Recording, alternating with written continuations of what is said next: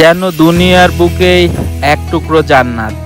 আমরা আজকে আছি কসোভো বুলগেরিয়ার বর্ডারে।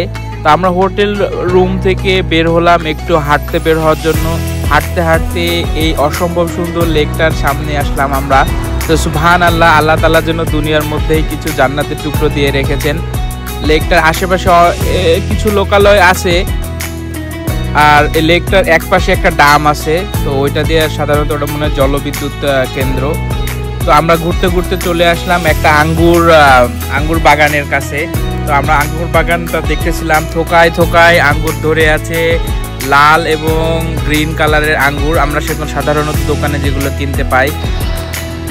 সুবহানাল্লাহ, এত সুন্দর আঙ্গুরের বাগান আমি আগে দেখি নাই। আঙ্গুরের কিছু গাছ দেখেছি, বাট এই যে এমন থোকায় থোকায় আঙ্গুর ধরে থাকে, এটা আমি এই প্রথম দেখলাম।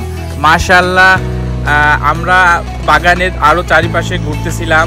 তো এখন দেখতেছি কিছু লাল রঙের আঙ্গুর এই পাশে।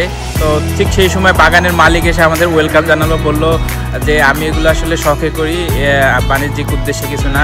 তো তার আরও বাগান আছে পেছনে। সে বললো তোমরা আসো, আমি আর তোমাকে আমাদের বাগানের অন্য সাইডটা দেখাই। তো এটা তার আসলে প্রায় বাসার সাথে এই বাগানটা করছে। এই যে আমরা এখন দেখতেছি একটা লাল আঙ্গুরের বাগান। তো সুবহানাল্লাহ, মানে এত সুন্দর আঙ্গুরের বাগান আমাদের। আর আঙ্গুরগুলো অনেক সুমিষ্ট। তো ওই লোক আমাদের বললো আমার শুধু আঙ্গুরের বাগান না, আমার পেছনে আরও আপেলের এবং নাশপাতির বাগানও আছে। এবং উনি উইলিংলি আমাদের অনেকগুলো গাছ থেকে এই যে নাশপাতি, যেটাকে আমরা অনেক সময় পেয়ারা পারোনাও বলি, তো নাশপাতি এবং আপেল পেড়ে দিল রিদনের হাতে।